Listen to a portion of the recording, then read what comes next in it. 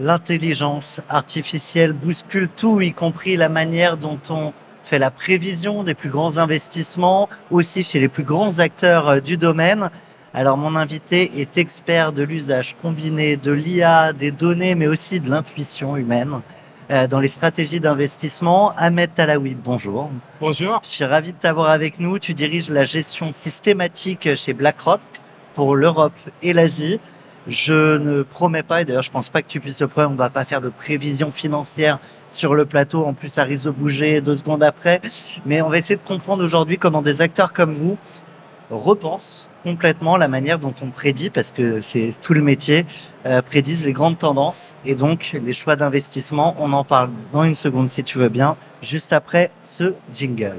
Feuille blanche.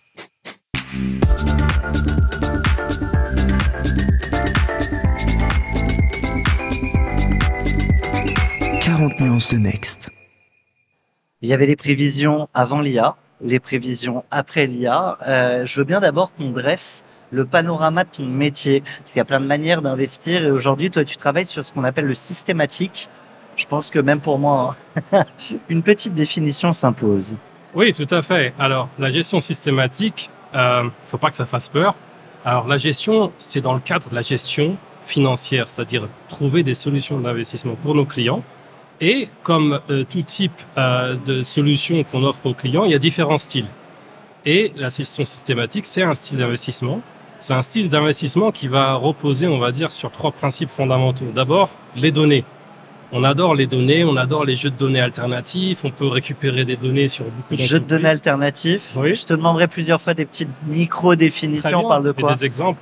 Les jeux de données alternatifs, un jeu de données, on va dire assez classique, ennuyeux quand on travaille dans l'industrie financière, c'est de connaître les chiffres de l'inflation, les chiffres du chômage. Donc ça, c'est classique. Les données alternatives, c'est d'avoir par exemple des données d'utilisation des parkings à travers des centres commerciaux pour avoir une idée de l'activité commerciale. Ça peut être avoir des informations sur la proportion de likes que certaines marques ont sur les médias sociaux, parce que ça peut avoir un effet indirect sur les ventes, tout à fait. Donc évidemment, il y a beaucoup de créativité à avoir dans ce domaine. Et donc toi, ton métier, c'est de collecter toutes ces datas pour définir les tendances et choisir les bons investissements pour vos clients et les clients de vos clients. Voilà. Après, ça nécessite énormément de travail. D'une manière assez générique, ce qu'on essaie de développer, c'est une boîte à outils. Une boîte à outils avec plein de petits signaux. Chaque signal indépendamment ne sera pas suffisant pour vous rendre riche en tant qu'investisseur, mais chaque signal va apporter un petit peu d'information, de l'information incrémentale. Est-ce que une société est bien gérée? Est-ce que le sentiment sur une compagnie est positif? Est-ce que cette société a des problèmes de dette, etc., etc. Et en combinant d'une manière optimale et astucieuse aussi tous ces signaux, ça nous permet de créer des portefeuilles diversifiés pour nos clients qui vont évidemment s'efforcer de battre le marché et de livrer de la surperformance. Je vais revenir sur la notion d'astucieux juste après, mais si on explique ton métier avant et après l'IA, c'est le jour et la nuit où il y a quand même des... Alors, c'est un peu les deux. À la fois, c'est une révolution, à la fois, ça ne l'est pas. Pourquoi ça ne l'est pas? D'abord, on va commencer là-dessus. C'est que les principes fondamentaux de l'intelligence artificielle, que ce soit les réseaux de neurones ou même les techniques d'apprentissage, elles datent pas d'hier. Je veux dire, ça fait des dizaines d'années qu'on peut utiliser ces techniques, évidemment d'une manière plus modeste, plus restreinte. Par contre, il est vrai que depuis quelques années, on a une explosion du potentiel de l'intelligence artificielle et c'est dû à 2 facteurs principalement. Un, c'est la recherche qui a progressé fortement. Donc, il y a des sociétés comme Google qui ont fait des avancées considérables sur la manière dont on peut utiliser ces technologies. Et, c'est très très important, la puissance de calcul. La puissance de calcul qu'on a à l'heure actuelle n'existait pas il y a quelques années, ne permettait pas d'utiliser l'IA comme on le peut maintenant.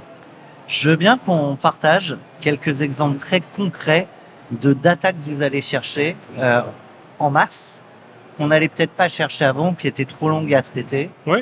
Alors, je peux donner un exemple très simple et très concret que tout le monde comprendra.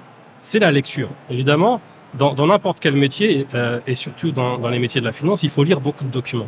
Il faut lire toutes les informations qui sont susceptibles d'influencer le prix d'une compagnie. Il faut lire les rapports des analystes. Il faut s'intéresser à ce qui se passe au niveau du management de ces compagnies. Ça fait beaucoup de documents à lire. Chaque jour, par exemple, si on se focalise simplement sur un tout petit segment qui est les papiers de recherche produits par les banques et les intermédiaires financiers, c'est 6500 documents tous les jours. Donc, ça fait C'est-à-dire beaucoup à lire. Un être humain peut pas les lire Non. à lui tout seul. Et pour revenir à ta question sur l'utilisation de l'intelligence artificielle, alors l'intelligence artificielle peut lire beaucoup sans se fatiguer, et deux, les évolutions récentes que tu évoquais permettent une feuille de lecture qui est quand même très poussée. Donc pour nous, on a une espèce de dicton, tout ce qui doit être lu sera lu, mais pas par nous, par les machines. Donc elles font un très bon boulot là-dessus. Et tout ce qui doit être compris le sera et par la machine et par vous. Tout à fait, c'est-à-dire que la machine va offrir une grille de lecture, une analyse poussée, va projeter ces problèmes complexes dans des dimensions un peu plus compréhensibles par l'être humain, et ça nous permettra de faire le travail en amont. Ahmed, une des datas que tout le monde projette assez facilement, c'est la météo. Ouais. Tu sais qu'il va y avoir peut-être une incidence sur des cultures ou sur des choses comme ça qui peuvent donner des petits signaux. Quels sont les types de data qui sont moins évidentes ou auxquelles spontanément comme ça, moi et puis tout le monde derrière son écran n'imagine pas?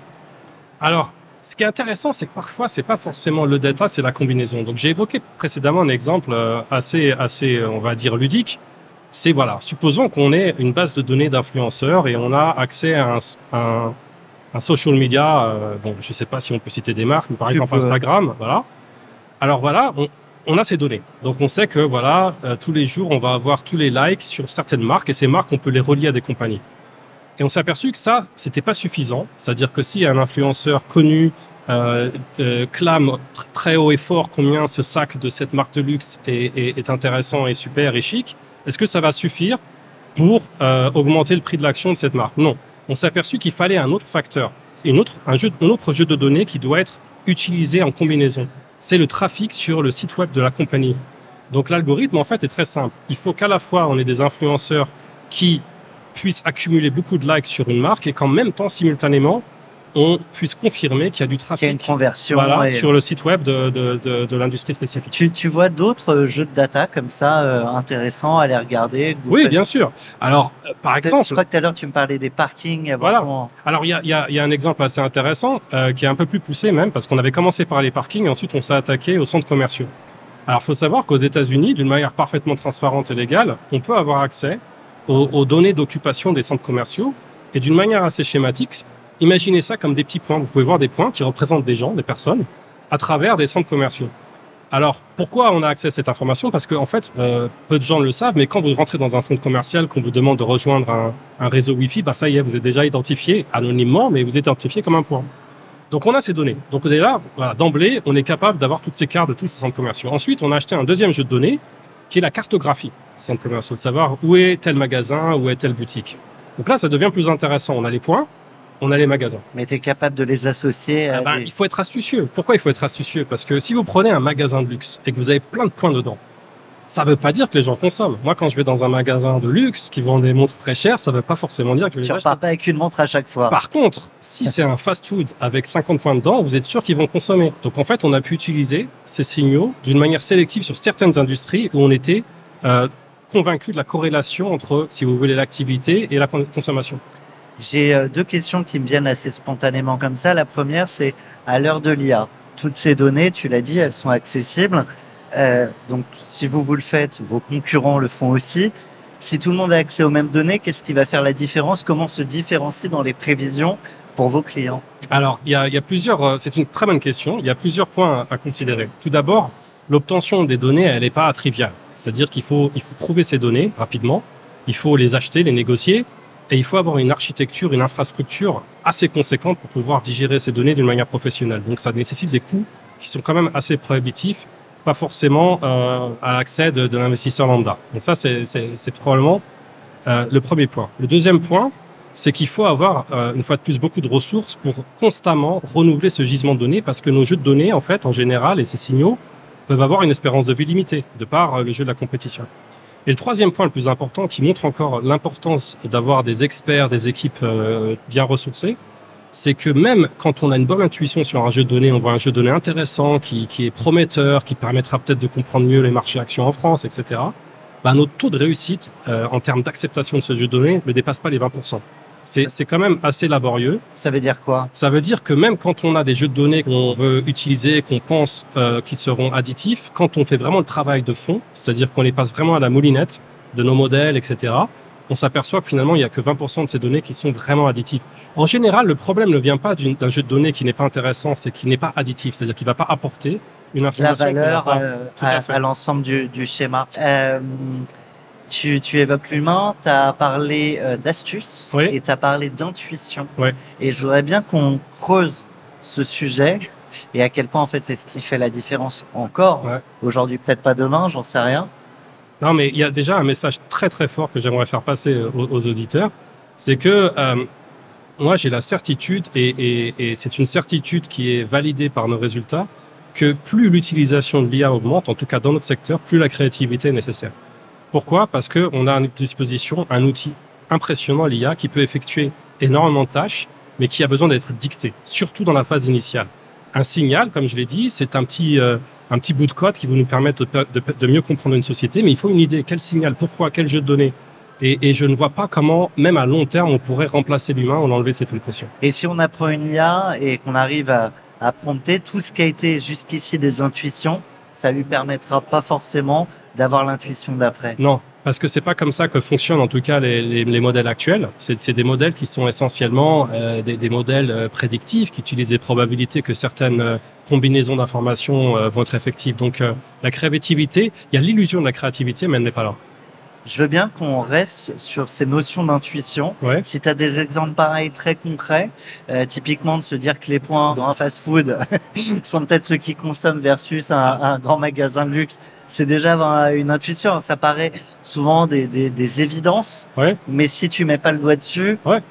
Tu passes un autre exemple assez drôle, qui est pas forcément, c'est plutôt un contre-exemple, c'est quelque chose qui n'a pas forcément fonctionné comme on le voulait, mais bon, évidemment, quand on est intéressé par la direction des marchés, il faut tout suivre, y compris les tweets, du président Trump, qui sont quand même assez importants, puisque ça peut bouger les marchés d'une manière assez brutale. Un président, le patron de X, voilà. Bien sûr, évidemment, ça a des incidences. Alors évidemment, depuis déjà beaucoup d'années, on a des signaux qui permettent de disséquer les tweets de Trump.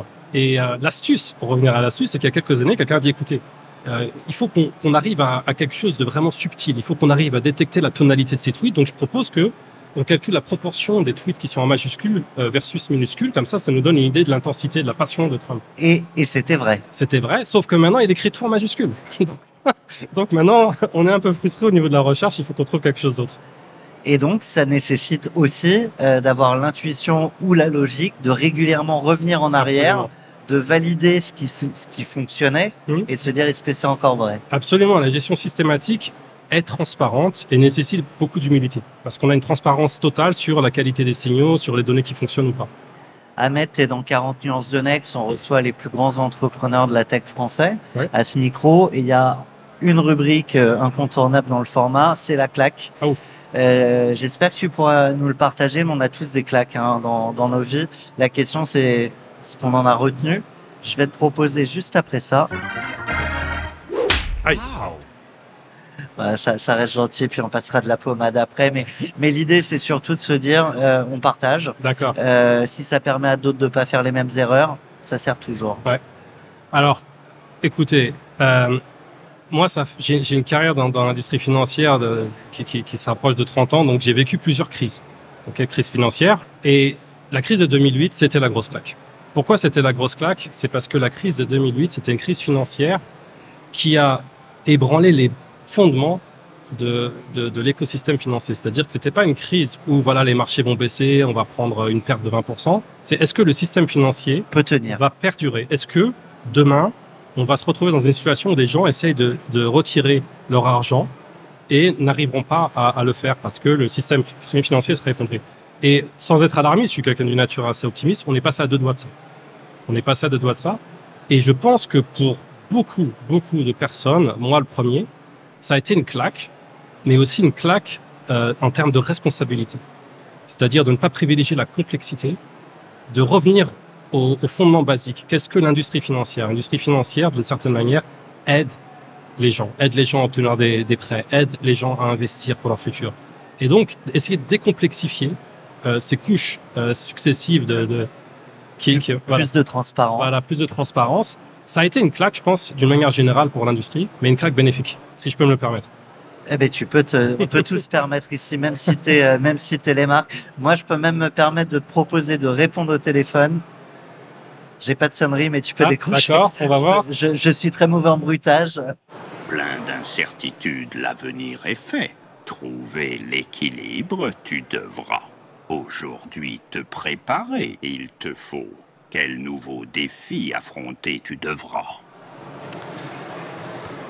Maître Yoda, je suis un grand fan de Star Wars, assez classique. Alors, je ne me risquerai pas à aller trop loin dans les analogies entre Jedi et la Force et la gestion systématique, mais les principes de Maître Yoda sont intéressants parce qu'ils parlent de dislocation et d'équilibre. Et en fait, c'est le fondement de la gestion systématique, c'est que nous, on va pas faire des paris directionnels trop forts, c'est qu'on va bénéficier de mouvements, de chaos temporaires, en espérant que les marchés vont se normaliser. Donc en fait, cette espèce de yin et yang, cette espèce de calme après la tempête, c'est la base de la gestion systématique en termes d'opportunités. Maintenant, pour revenir à Yoda, est-ce qu'il y a un côté obscur de la force? Ça peut être ça la question. Est-ce que on peut aller trop loin dans ce type de gestion? Ça, c'est une question qu'on se pose constamment.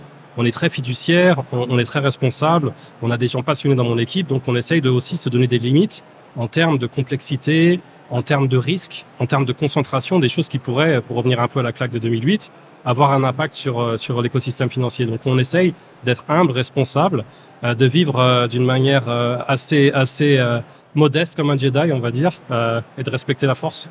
Avant, on s'appelle pas 40 nuances de Next pour rien. On aime l'équilibre. Un grand merci pour ta présence. Merci. J'ai enfin compris ce qu'était la gestion systématique sur ce plateau. À très bientôt, Ahmed. Merci de m'avoir reçu. Merci à vous toutes et tous. On poursuit toujours en live, toujours sur YouTube. Si c'est pas déjà le cas et que vous nous découvrez grâce à Ahmed, vous pouvez vous abonner. On reçoit toutes les semaines 1, 2, 3 grands entrepreneurs qui viennent partager la croissance, parfois la cession de leur boîte, mais aussi parfois les échecs et le tout en toute transparence pour vous permettre à tous de pas faire, encore une fois, les mêmes erreurs qu'eux. On en fera bien d'autres. Merci à tous. Merci. Feuille blanche.